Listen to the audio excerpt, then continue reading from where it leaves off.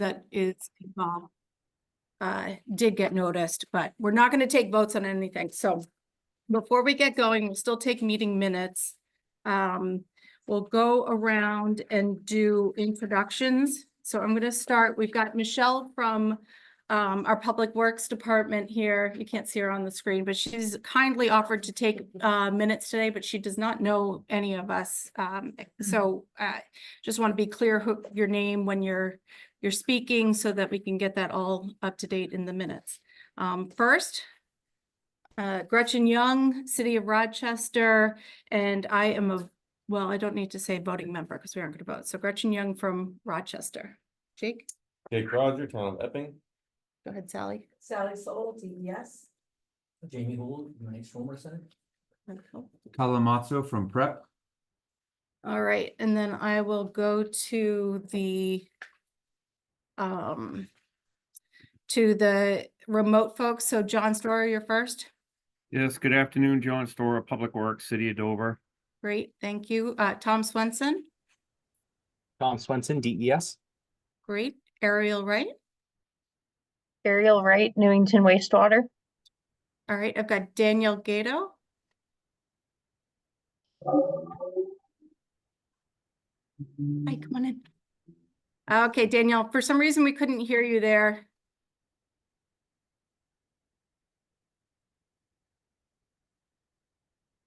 I'm going to move past, but when we come back, I hopefully that'll work. Jamie McCarty. Jamie McCarty, City of Portsmouth. Great, thanks. Josh Wyatt. You just introduced me. Yeah, I know. City of Dover.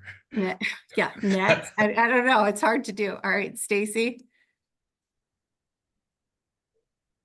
Do you guys hear me? I lost my audio. Yeah, we got you. Okay. Thanks, Stacy. But I don't think we didn't hear you actually introduce yourself, though. Sorry, I'm having audio turn. It's on now, right? Yeah, we got you. Okay, great. Stacy Villanueva, Brennan Caldwell, I'm technical advisors to the MAM on the research and monitoring portions of the project. Great, thank you. Melissa Paley. Yep, Melissa Paley, Great Bay Piscataqua Waterkeeper with Conservation Law Foundation. Thanks. Excellent. Renee Bordeaux. Renee Bordeaux, Geosyntac Consultants. Great. Garrison Beck. Garrison Beck, BHB. Okay. And Jim Steinkraus. Hi, Jim Steinkraus with Rothiung Pignatelli for the City of Rochester. Great. Thanks. And did I miss anyone? All right, cool. Then we are going to dive in. Danielle let me know that she's actually only available at the beginning of this meeting. So I'm going to ask her, she's going to give us, so she can kind of elaborate on this, but EPA is not the direct authority over Maine, but has been aware of some of the progress in permitting and work that they've been doing in Maine. And at least for me in my community, that always comes up. So I asked her to give us an update on what she knows or is able to share, just so the folks on the New Hampshire side know what's going on. So go ahead, Danielle. And first, we still can't hear you.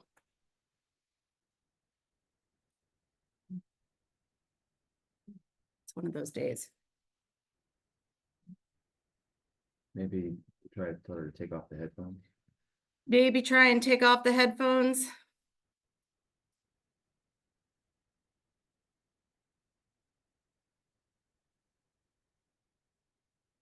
You got nothing. We'll give it like a sec. Oh yeah, hey, there you go. Hello, this is Melissa. Oh no. I'm certainly no substitute for Danielle and EPA, but I have been paying attention to the draft permits from DEP, and I could offer a little insight. Okay, well, I was hoping, oh darn.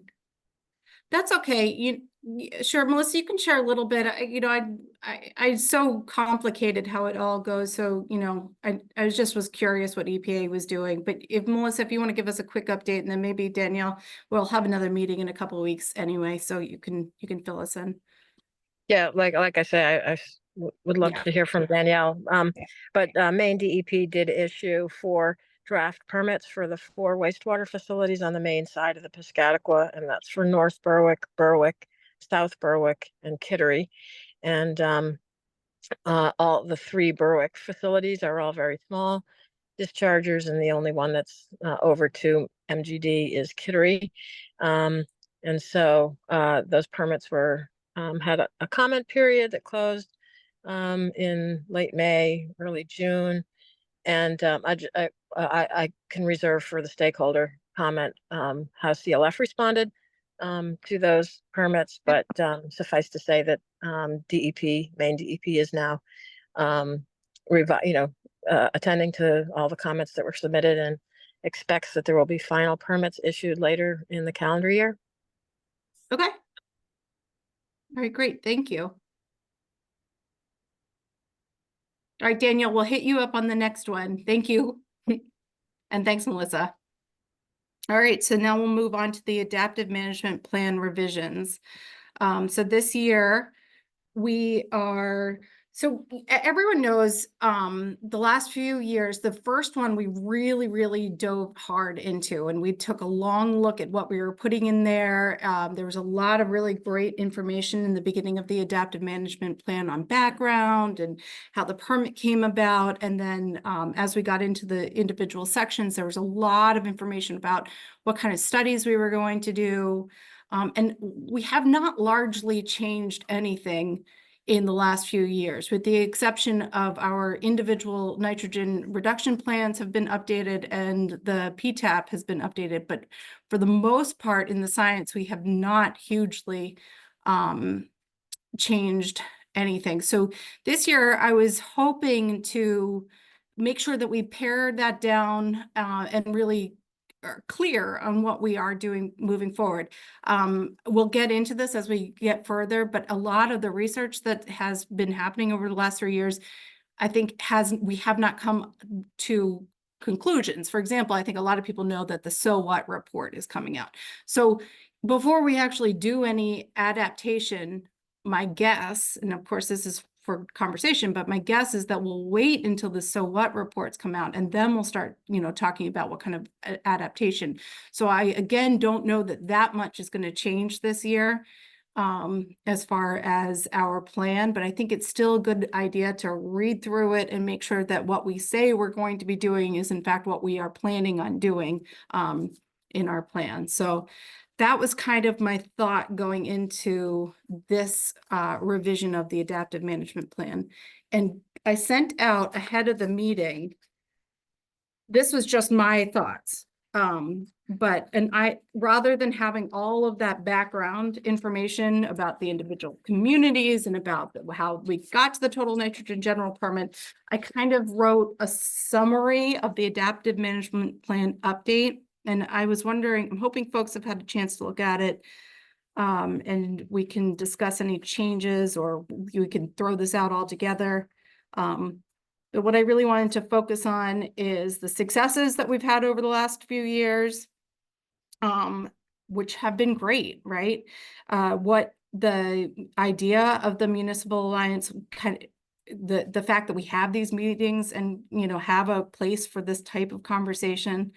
And then I wanted to talk about the pounds per year that we've been reducing, and we haven't filled that out yet because we'll get that from our PTAP. Some of the funding that we've done, and really the last bit just talking about how as we get more information, we will look to adapt and modify our plan moving forward. So do folks have thoughts on that approach?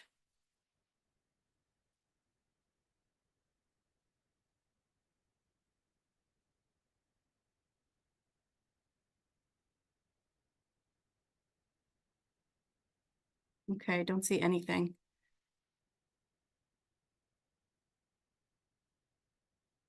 Okay, well then I will keep it as is, but please email me if you see any changes that you'd like to make in that, or if you think you want to keep some of the background materials or any of that in that opening section.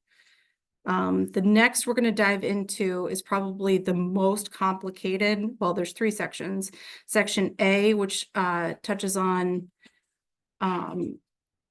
the monitoring, D, which touches on the, let's see, I'm gonna open up the actual adaptive management plan for us.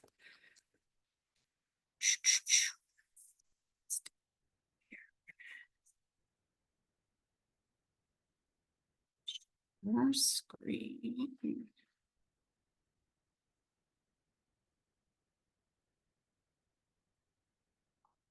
All right, so the first piece, this is just our cover.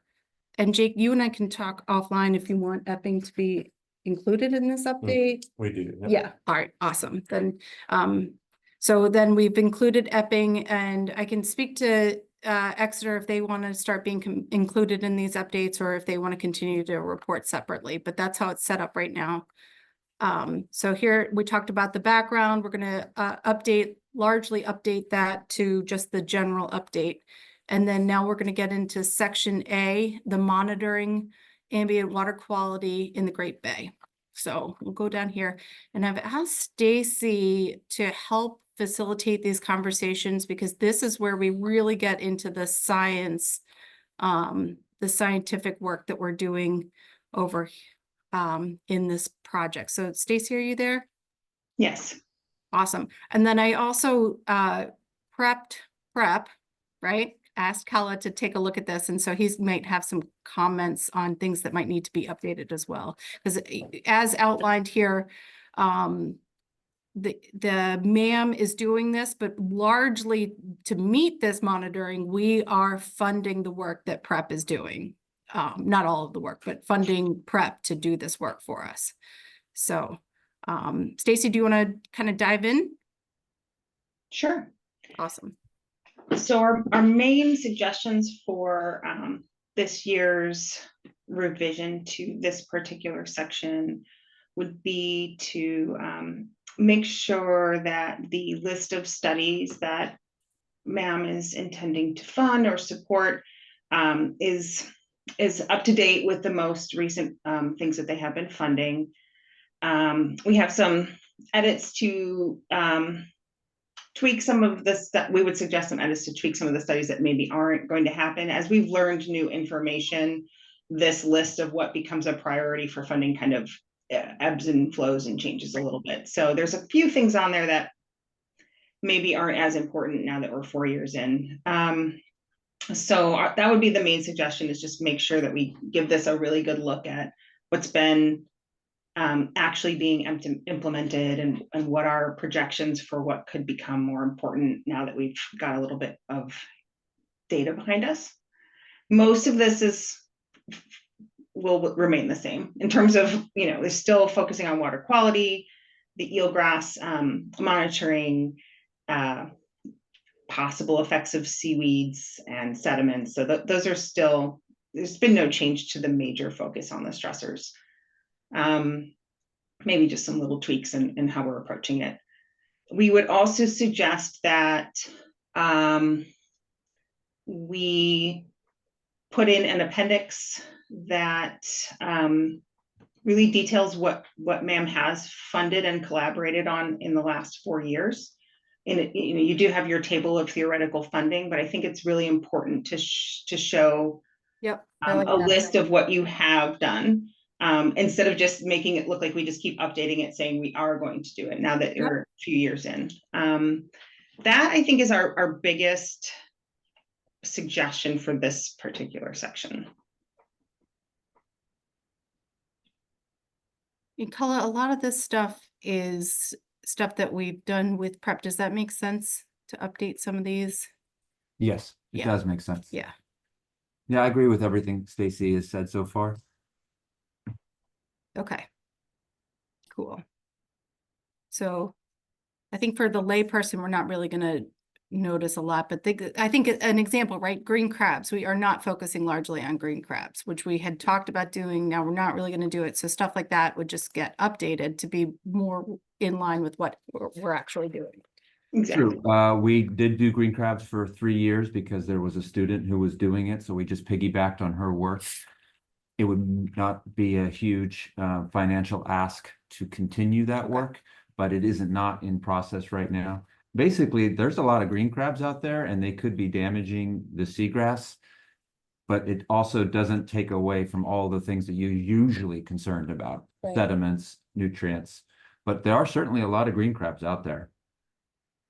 Enough, I mean, I can be a little more quantitative, enough to have a significant impact, for sure.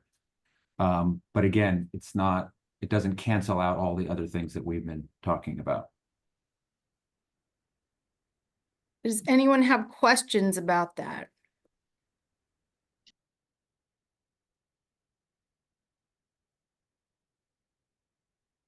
Okay, great.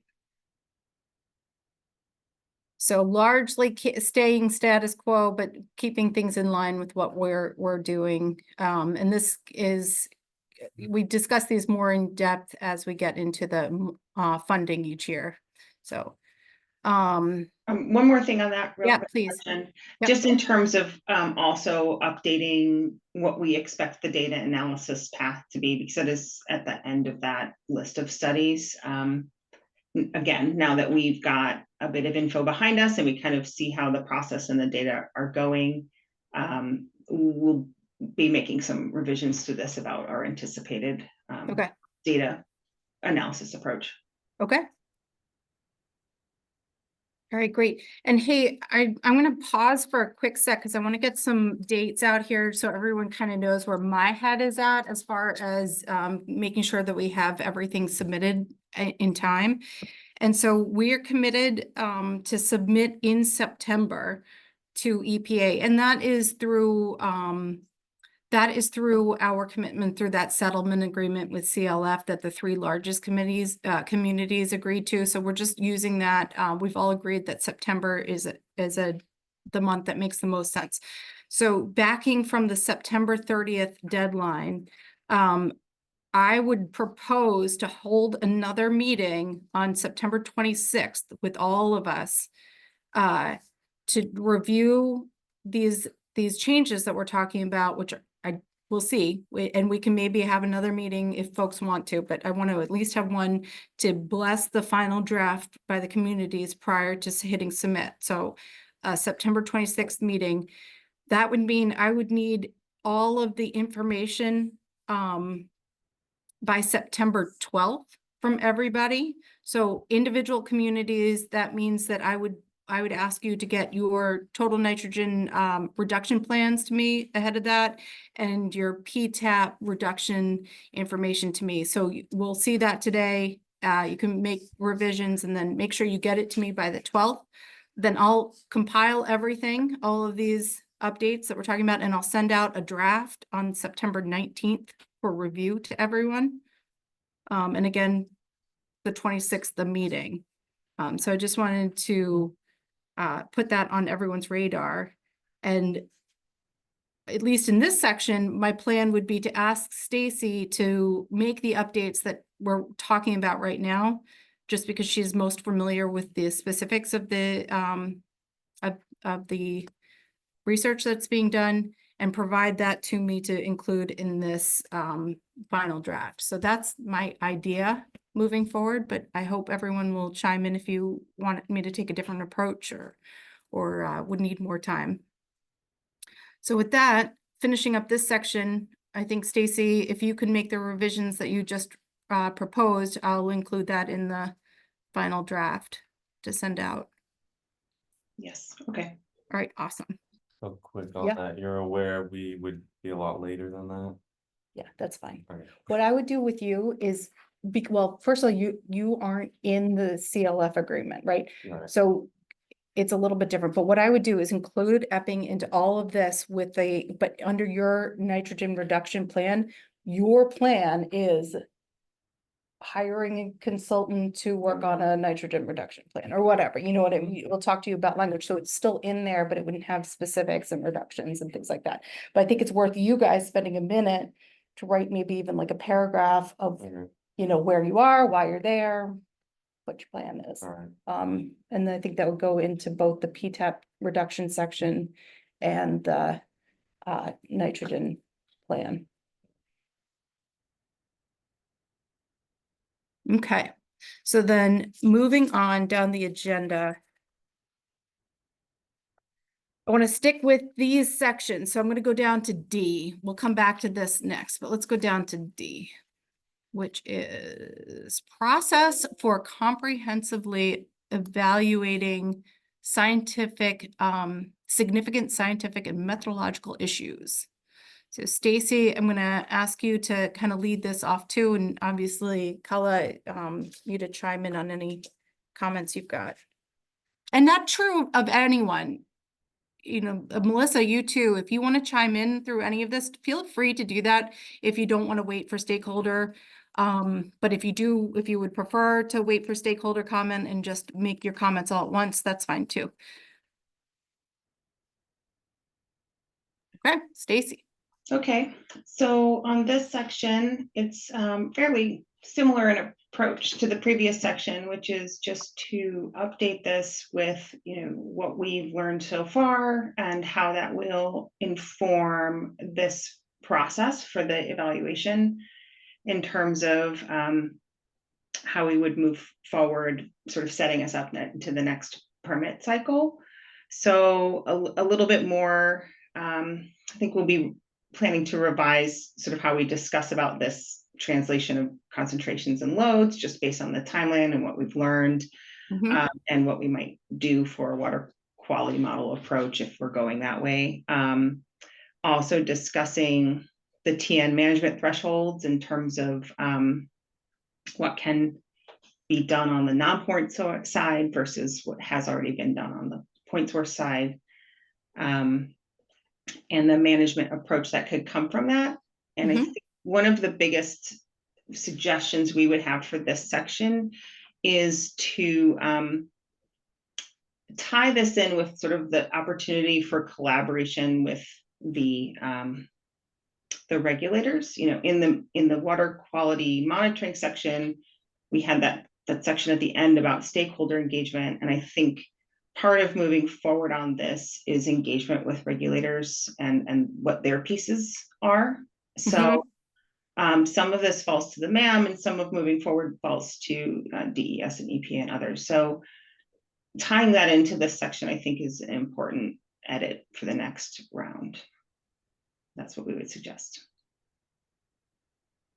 That makes sense. I think, Sally, are you our only DES member here today? Myself and Tom. And Tom. Oh yeah, Tom, sorry. So Tom, I know you and I had reached out to you and Steve Kuchar about some of these thresholds, discussion about these thresholds. So does that make sense to start doing some collaboration moving forward? Yeah, I wasn't really involved with it. Steve pulled in Ted Deers and things like that, and they had a really good discussion. I would definitely check with him just to be sure. And I think it's okay because it doesn't, this is just our plan, so it's not a commitment on any part. But I think it's in keeping with what DES was also thinking of, which was to start really talking about what we wanted to, where DES was headed with these thresholds and where we are and things like that. So I think adding that collaborative piece to this section makes sense and should make sense to DES as well. Yeah. All right, Stacy, sorry, Sally agrees too. All right, anyone have comments on that approach?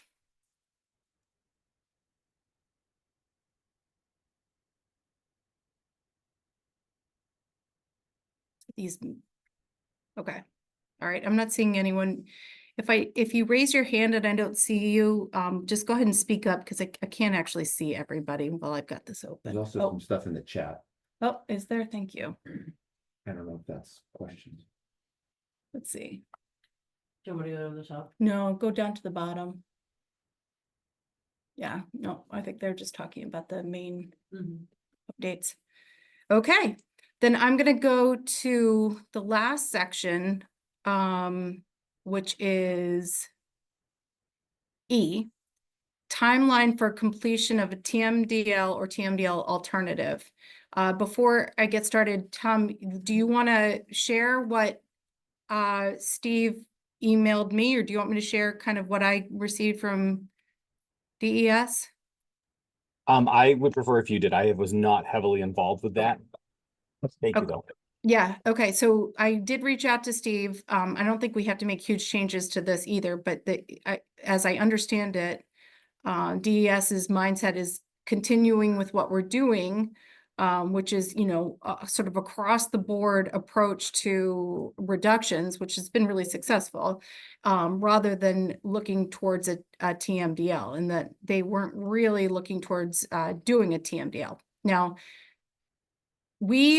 MAM has no real, ultimately it does fall to DES to do or not do a TMDL, but we can make recommendations on sort of how we collaborate and work forward with that. So I don't know, Stacy, if you have anything to add. Yeah, I think that would be something we'd want to incorporate into the language of this section, just that there are other things that are being done prior to moving towards the TMDL, especially if that's not where the regulatory focus is going to be for this next permit cycle. So getting that into this a little bit, and then really some of this is overlap with what goes in other sections. So possibly, making this more of a targeted section towards that timeline and what could be the next steps, and moving information relevant to other sections into those sections, and then just revisiting the timeline based on that communication you got, and we are. And so everyone understands the timeline she's referring to. This is a timeline that we put together, understanding that really because the permit requires a timeline, right? So we, as required, put together a proposed timeline, knowing, and we say many, many times in here that this is, subject to revision, but we knew that there was potential for revision in this. And I think it's time to sort of revise that and sort of clean this section up a little bit to, clearly say, okay, here's a potential timeline, but a lot of this depends on the conversations with the regulators. I just want to make sure everyone knew what we were talking about. So any questions on that section?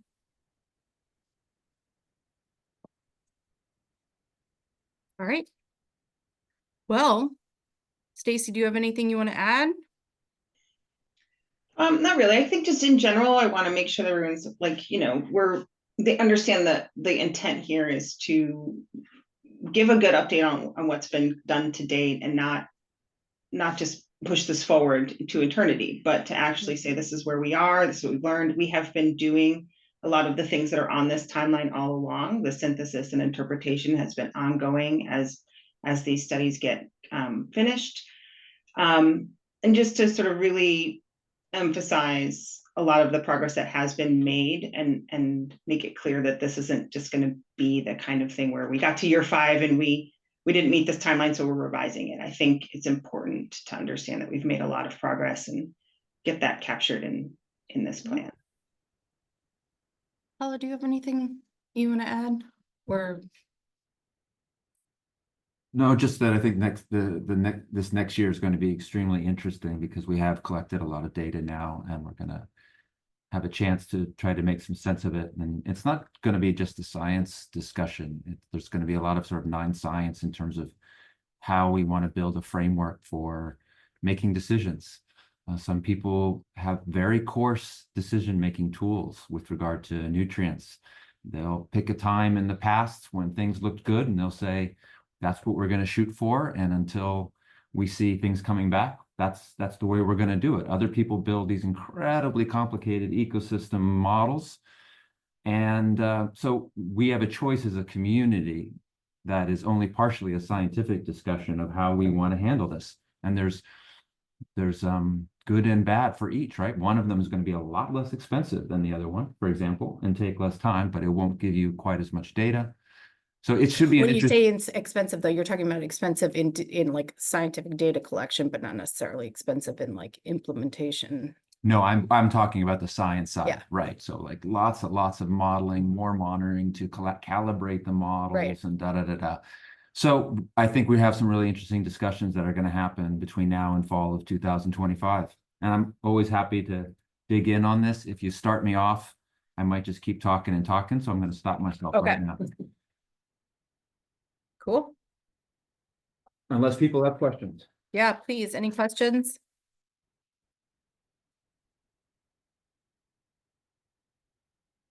Okay. Then I'm gonna go back to section, I think it's B. Here we go. Okay, methods to track reductions and additions of total nitrogen. And Jamie was able to make some updates to this. Do you want to just talk through any of the updates that you made? Yeah. Grab my notes. Yeah. So again, ahead of this meeting, I reached out to the UNH Stormwater Center and the DES folks, so Sally Sewell and Jamie Hool and Daniel McAdam, that have been doing all this work to make sure, again, you know, yes, we're doing PTAP, yes, we're moving along, but we wanted to make sure that the things that are actually shown in here are consistent with where we are actually taking the direction that we are moving. So Jamie, if you want to share any of your updates. So, yeah, it's an interesting segue from can people hear me? If I speak from here, or do you want me to move up to the microphone? Tom, can you hear Jamie? Yes, I can. Thanks.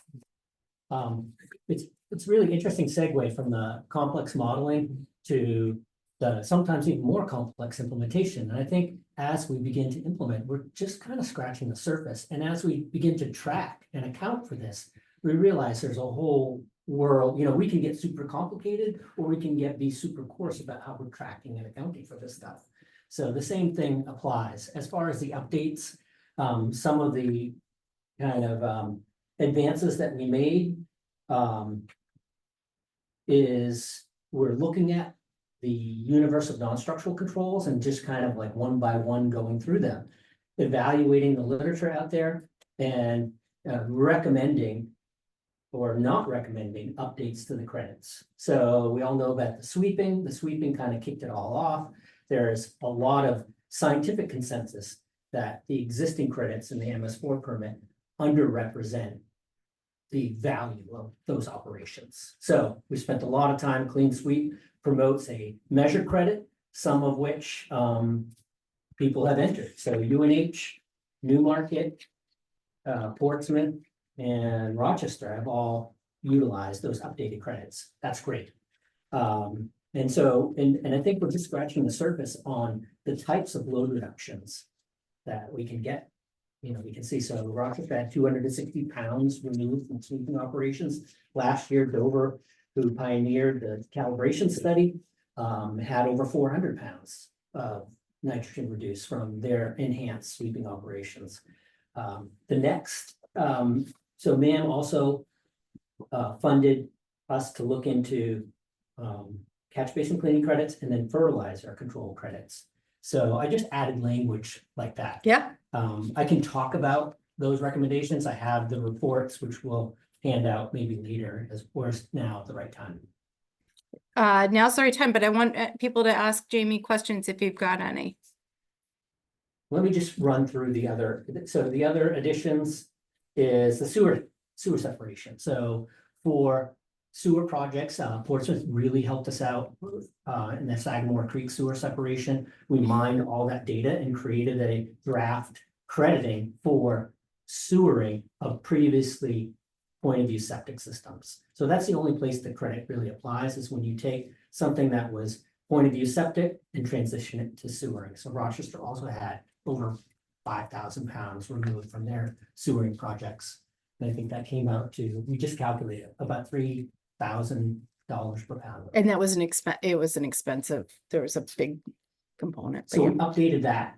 Now, granted, that's using kind of what we're basically using a lot of the data that Portsmouth had provided us, but it all comes from the standard Metcalf and Eddy. You know, that's where everybody goes. So that big Metcalf and Eddy book, I mean, that's where all the numbers come from. And they're pretty much the only game in town when it comes to that, you know, those types of estimates. So it's pretty solid way forward, and that's brand new this year. So like I said, Rochester and Portsmouth are taking advantage of those credits this year. And then last but not least, you know, the exciting thing for me this year is we have trend lines.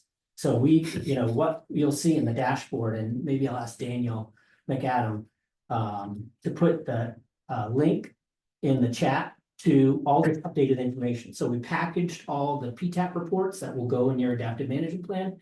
And, you know, we're keeping this dashboard of progress to date. And the MAM communities are, you know, doing great. There's so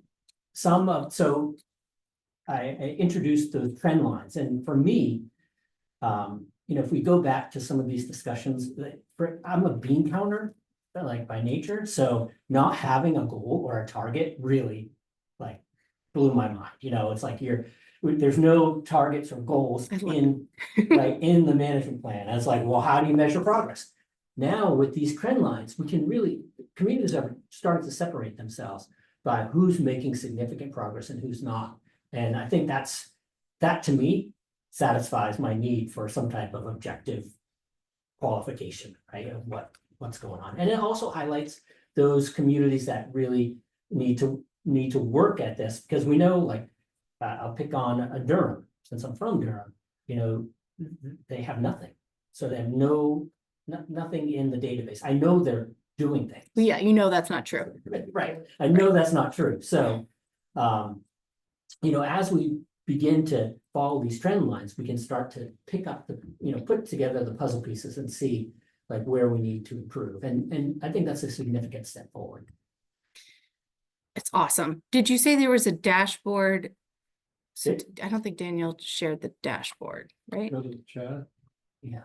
I just did. I did. So I put a link just for the whole folder Yeah, that includes the PTAP BAT reports, Yeah. street sweeping reports, sewering reports, and the dashboard is at the very top, which at the very top. summarizes Okay, all of it. let's see.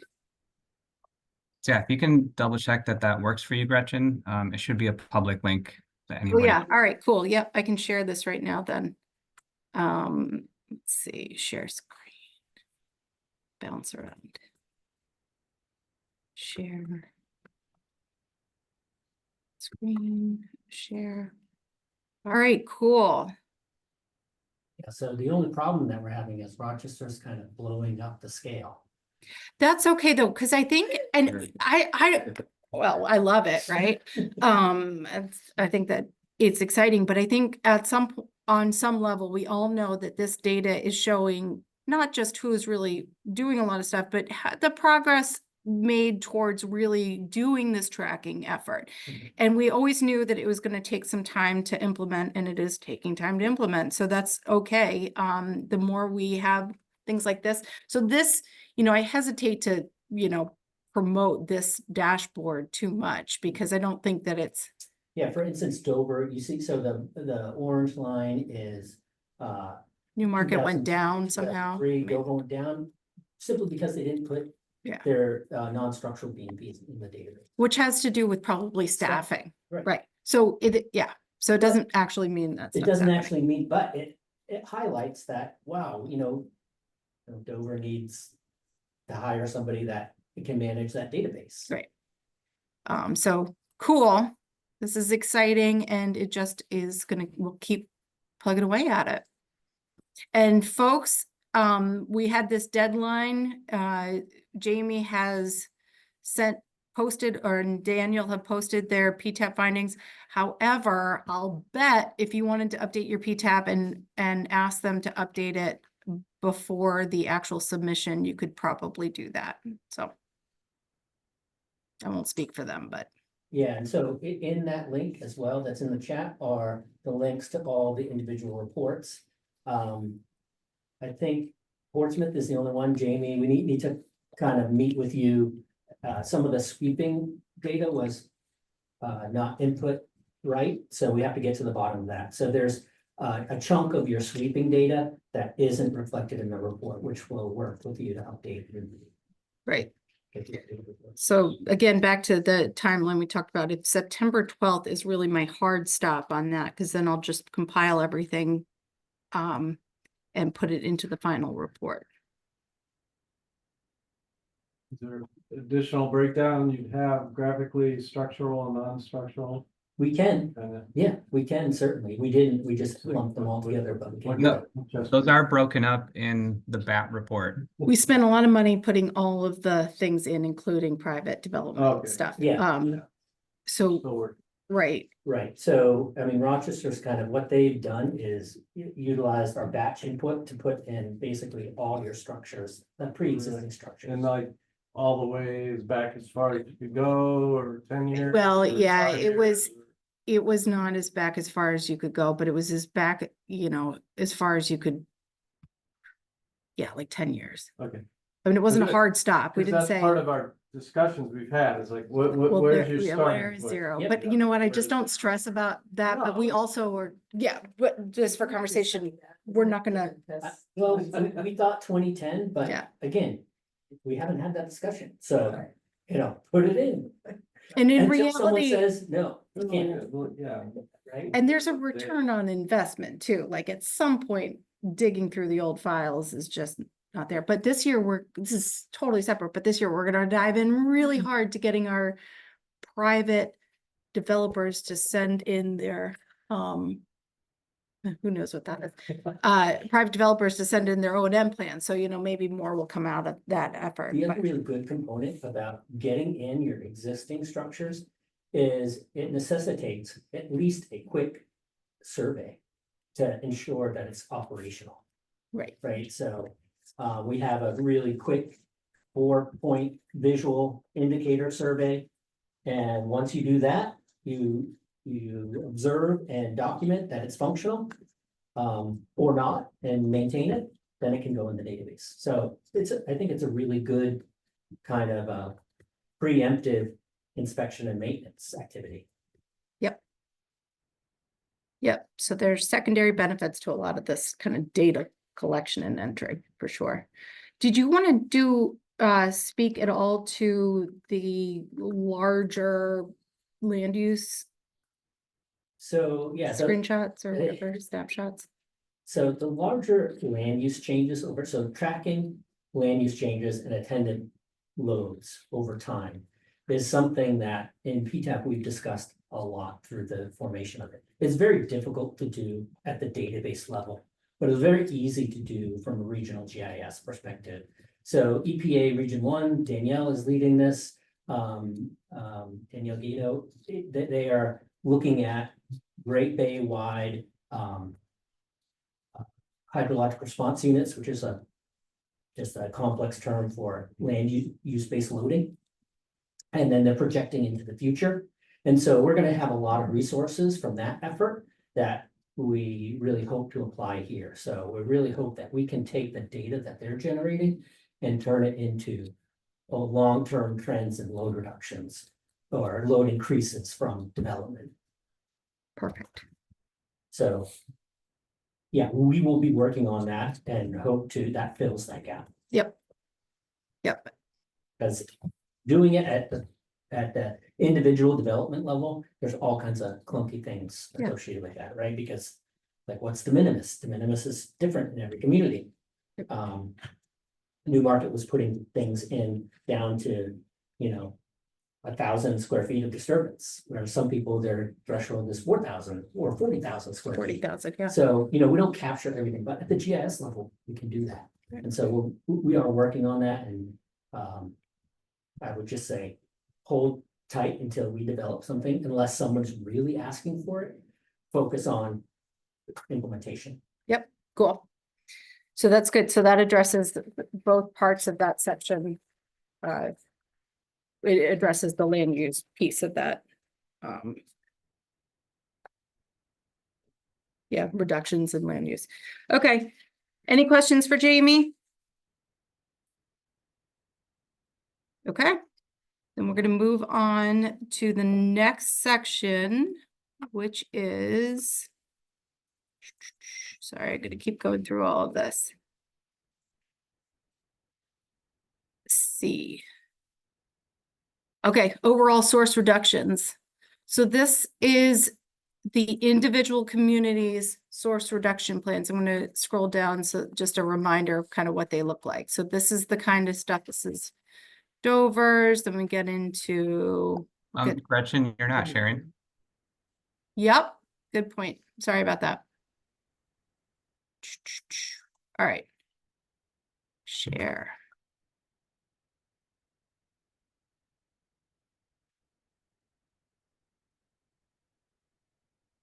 Okay, sorry. So the individual reduction plans, we put together a template. This was what we were using. So this one, I think we're going to still be in Dover's, but that's okay. We can talk about this. So you've got your plan structural BMPs. You kind of want to put when you're going to be doing it, the project, description, estimated load. A lot of times you don't know what the estimated load is, so it doesn't really matter. Cost, if you can put that in, that's helpful. But again, it's not essential. We talked a lot about this, and Mel Cody was here, and I thought super supportive of this approach. So while these things maybe don't mean that much to a regulator to say, oh, okay, Fifth and Grove, what does that even mean? Or, you know, sometimes it's even more confusing, retaining wall reconstruction, but you know what that means. And so it just is showing that the community has a source reduction plan in the works, that these things are happening, that they do have load reductions associated with them. And so every individual community needs to take a look at that, your structural, your non-structural, which again, you can, you know, leaf street sweeping and leaf pickup and, you know, fertilizer reduction, stuff like that. Other efforts, so anything that you're doing, maybe zoning, or it looks like Dover's looking at the inflow and infiltration, which does have some reductions associated with that. This is your opportunity to kind of talk about some of the innovative things that you're doing. And then the last one are pilot projects. If you're doing something different, everyone has one pilot project piece, because we had funded CLF to take the lead on a $45,000 pilot project. So everyone can take a little bit of credit for that. And then if there's any other pilot projects that you're doing. So most communities have already done that, but if your community hasn't, please take a look at that over the next couple weeks and try and fill that out. Or like Epping is just kind of getting up to speed on this, and so they have hired or will hire someone to help them put together this plan. But that's something that I'll need each individual community to do. Any questions on that?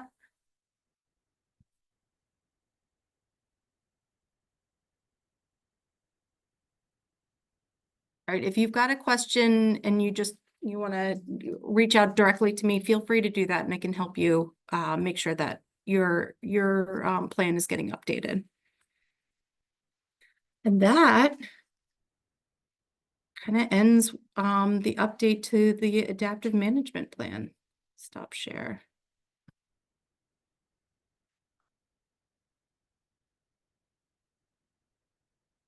Any questions, large questions?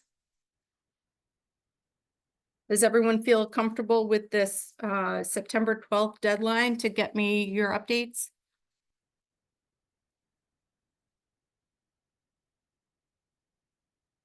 All right. Then moving on, we'll go on to other business and updates. Does anyone have any other business?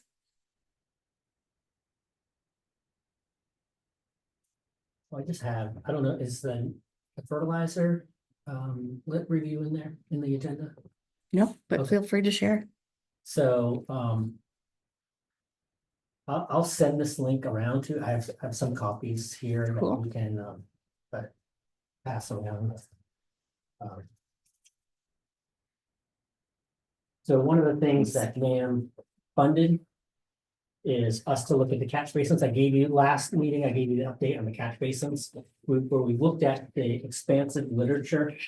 And the active link that I'll send out to everybody We'll have a link to the actual literature review as well. This is just kind of a summary. So for the catch basins, there was no real science-based evidence to promote a need for updating those credits. Yep.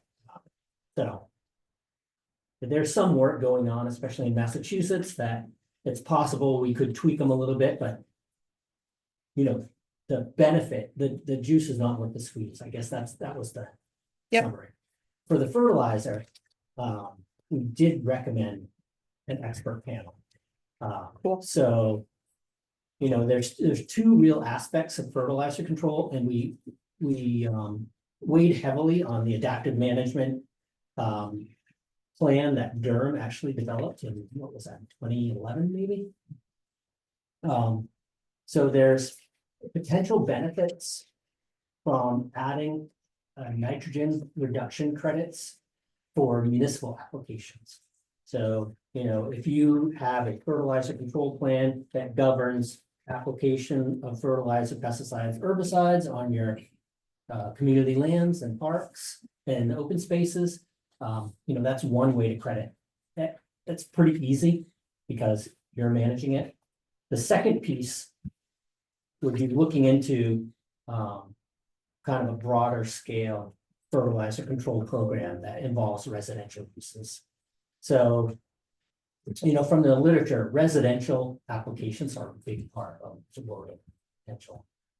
Yeah. And that, of course, includes some behavior change and like human dimensions.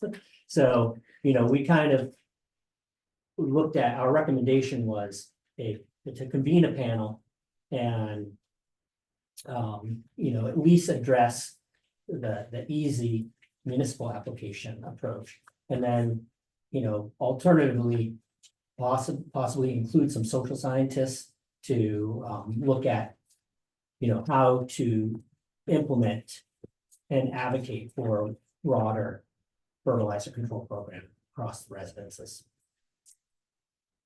So next steps on that, we would probably revisit this fall, see what kind of funding or what kind of project we can put together for that. Yeah, I Awesome. think that's a great next step.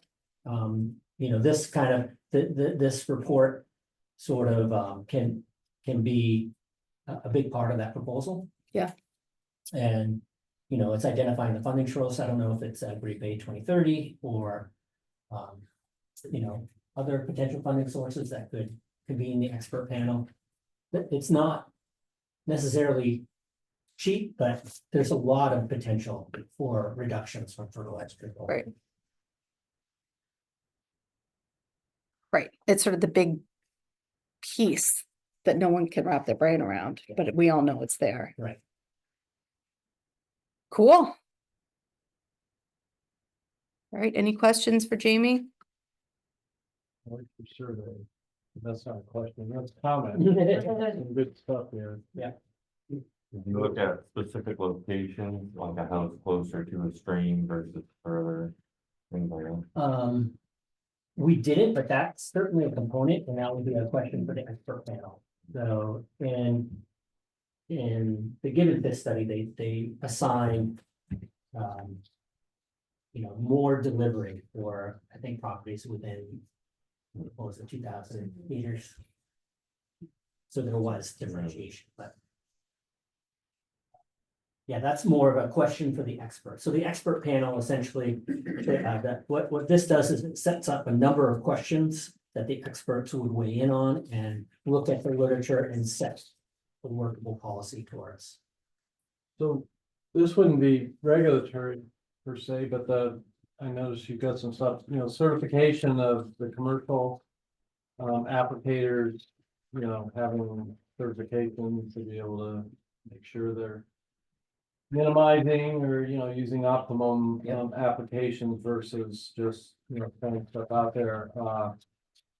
What about, you know, making that pitch? I mean, that might, I mean, certainly like your survey says, people are more apt to hire a service that is environmentally conscious. So here's the certification we have, you know, we're gonna, you know, hire us because we apply for the, you know, certified rates, whatever, you know, that kind of. we would, you know, endorse that. You know, it's not the regulatory stick, but it's certainly, you know, a bit on marketing and awareness and all that. Yep, and that's a pretty big component of the Chesapeake, that in their area, it have are one of the first watersheds to implement fertilizer control credits, and that's a huge part of getting that When you credit. say when you say credit, you're talking about in the stormwater utility. Or in a, you know, effectively, it's a TMDL. Yeah. So communities and municipalities with a plan that have requirements on hiring the certified applicators is one of the. Yeah, well, my thought is, okay, so you don't have the legal authority to enact that requirement, but we could certainly push for the, the incentive of, people to do the right thing, and also for the applicators to say, hey, this is what we've got, a marketing tool for them, it's like, we do that. I mean, the other thing that I'm always seeing is, all the bagged grass. Every time I see these people mowing and then dumping it in the back of their pickup or whatever, I'm like, where does that stuff go? And, good guess is it doesn't go somewhere it's really managed. Savory, yeah. It's, who knows, it disappears magically, but, things like that, it's like, we're not picking up your grass clippings, we're gonna mow your grass, but we're gonna leave it, but we're also gonna, apply less fertilizer and your lawn is still gonna look good. Yeah, that's kind of where I see it going. Like, so that would be potentially a two-tiered approach. One would be, calculated reductions on municipal lands that are managed by in-house. And then second would be, maybe the MAM communities develop a fertilizer control program where, again, you have public outreach and education that promotes thatching and not picking up leaves on vegetated areas or, grass, right? Because that's a big part of the fertilizer. And cooperative extension has a bunch of resources too that we could incorporate into it. And so, you're putting this in a plan and you're promoting it. And through that implementation of that plan, you get. Yeah, I mean, set track. the other thing too is, it's like soak up the rain. It's like some homeowner says, hey, I want to do the right thing. Oh, look, I'm gonna, sign this pledge, and then I'm gonna be the one to hire, or at least ask my lawn care person, what are you doing? Where, or can you do it this way? And then, check it off. And then that's a credit the communities could get. We had 100 people sign up this year for that, and that kind of thing. And then, nothing better than, word of mouth, one neighbor talks to the next one, and that kind of stuff. I mean, that's really, to me, granted, it's not the hard, regulatory Right. thing, but it's, whatever, the New Hampshire way, Yeah. Right. and But it's a campaign that So- MAM communities could get Right. behind, and then, well, and then why wouldn't I mean, if you're a landscaper Mm. and you're charging somebody to both, fertilize and, mow their lawn, if you're not having to haul the clippings away and you're still charging them the same amount. I know, there's a win-win. You're gonna make more money, you're gonna, well, whatever, your cost of operations would go down, and I mean, I'm not Of course, you could, saying that mow less. truly is the case, but whatever, it's. Not a green. You Right. need the dark green. That takes a lot. Dark green, all right. If all the lawn care people, Facebook pages and stuff, they just dump tons of it. Wow. I know, it is. It's like the car people who take the catalytic converter off and stuff, you can't get everyone. No, It's true. So I mean, it is worth noting in this conversation, even though Dover's, the utility didn't go, but it was like a slight credit just for taking that pledge. Mhm. Got a little bit off your utility bill. And there's, incentive. It's an idea. The cool opportunities. Okay, any other questions? Any other business?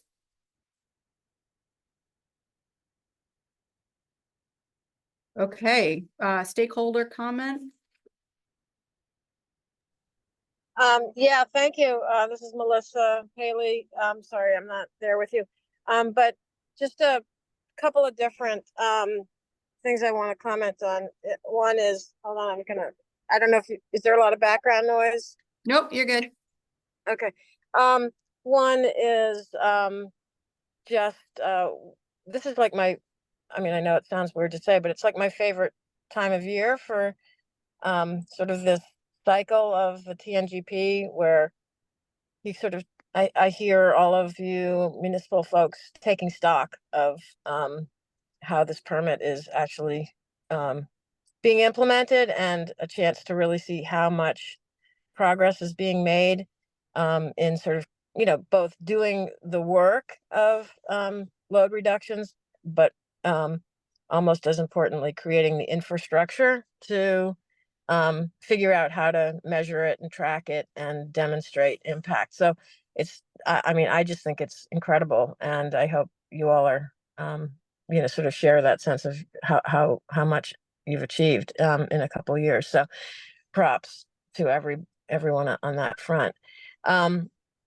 The a couple of additional thoughts I just want to share. One is, related to the pilot project. Through the settlement agreement, there was this agreement to put in $45,000 toward a pilot project, but there has not been a pilot project. We sort of went down a path related to, septic system retrofit technology and thoughts about, trying to test out the usability of a system like that.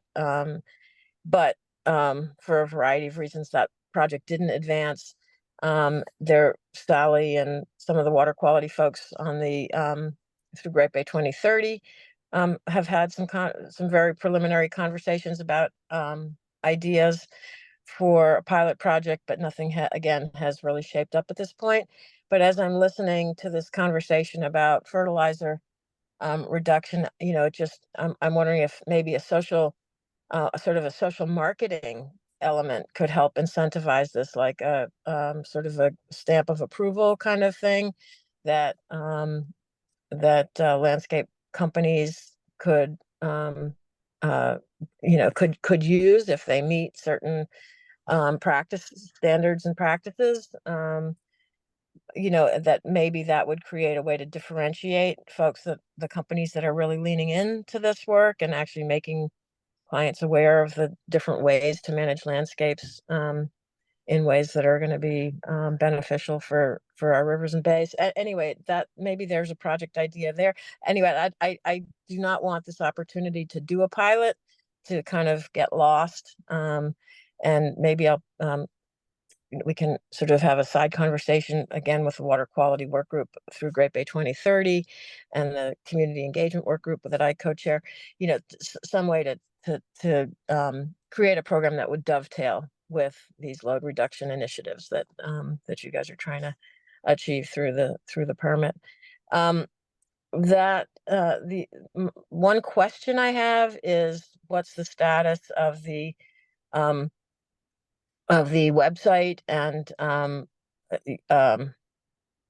tracking device tracking aspect of a website that would be a dashboard that would be publicly accessible? And I know that has been in development for some time. Last I checked, maybe a month ago, there was nothing on the Portsmouth website. So would love to hear whether you are at the point with the PTAP tracking and stuff that there's a way to create some publicly accessible way to share the progress that's being made. Wait, yeah. so I can answer that. So I don't know if you have updates to the website, but I know that, everyone's working their way through. I was just talking to Jamie about that today, Yeah. so we actually, we got a 2-hour jump on that, so we're working on some of that stuff, but Suzanne's away this week. Yeah. So finalize that. But to answer your question about the dashboard, so the dashboard that PTAP put together, it will go into the adaptive management plan, and I'm happy to post it separately as its own item on the Municipal Alliance page, which would, you know, so that, yeah, we've been talking about having a nice website, and that maybe hasn't progressed as quickly as it could have because we are doing so many other things that sort of take priority, but we can put that up there. With the understanding, Melissa, and you have the same understanding, that it is only as good as, I mean, it shows what it shows, right? So it's going to show what we looked at earlier. It shows, I think, those who know what they're looking at see a work in progress more than a clear showing of what every community's progress is. But I will certainly put that dashboard in its own link up on the MAM website, and so that is there. It'll be there, and I think it'll meet that request that was part of the settlement agreement. Yeah, I And, mean, I'm not suggesting to put up something that's going to be more confusing for the public than helpful. right. But if there is a way to kind of and again, I know this is a cost item too, to do this. So, but you know, to convert some of the really deep data into maybe trend lines, or I know that that's embedded in some of the documents that you just shared too, but a way that someone from, you know, Newmarket or Dover or whatever could sort of see, oh, we actually are making, you know, headway, some way to sort of simplify it so that it has some public utility. I know. I hear what you're saying. So we'll put it up there. I mean, you saw what it was. So we'll put it up there. You hesitate to put trend lines against data that isn't, we all know is what it is, but it's going to show what it shows. So it's, yeah, you know, it's going to, basically it's going to show that Dover had a staff member leave this year and, like, you know, stuff like that. But that's okay. We'll put it up there. And in 10 years, I think we're going to start having things that you'd start doing trend lines against. But I didn't think it was going to rain today. You know, my daughter has her Olympics. So I'm so bummed That for is too her. bad. But anyway, yeah, we're getting the thunder. I didn't realize we were gonna get any rain. There's like a huge thunderstorm rolling through right now. But anyway, Melissa, to answer your question, we will get that up there.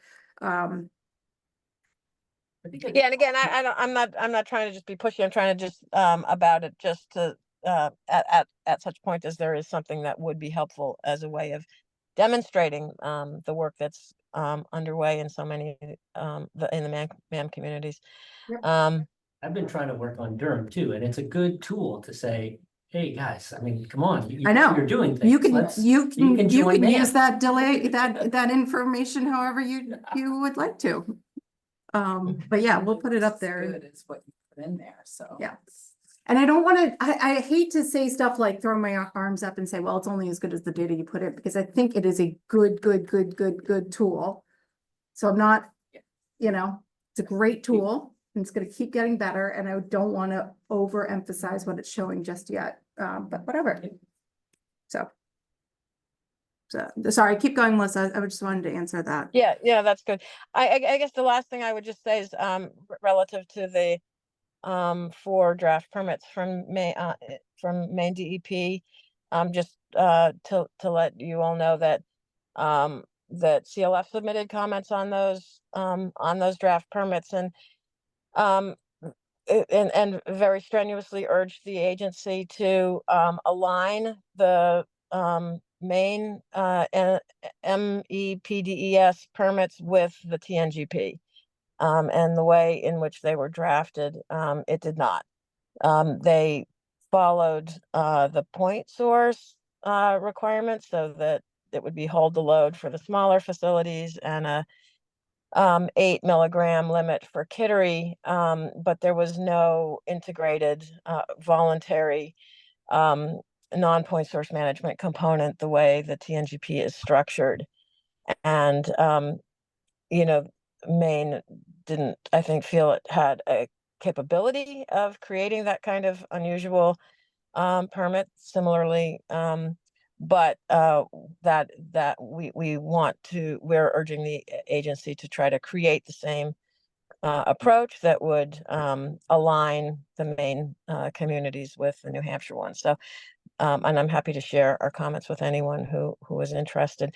We also suggested that that MAM has been a model for communities to work together, to learn from one another, and that too may be a model for the communities on the Maine side to emulate or learn from. So that's where that stands. I'm glad to hear that. Anything else, stakeholder? All right, public comment. I don't see anyone for the public, but any other business? Okay, then scheduling next meeting. Like I said, I would like to do a September 19th meeting. Nope, excuse me, September 26th meeting. I'll distribute the draft on the 19th. Does the 26th work for folks? And this will be a vote, so we will, we'll need a quorum and all of that good stuff. Same time. Same time, same place. This seems to work unless folks want to switch. All right, cool. Then I'll send that out. I'll be careful not to have the teams associated with that meeting send out. And we don't have a motion, so I'm just going to go ahead and adjourn. And thank you so much, everyone. Good stuff.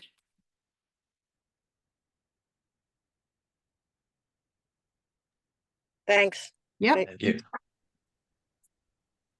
you.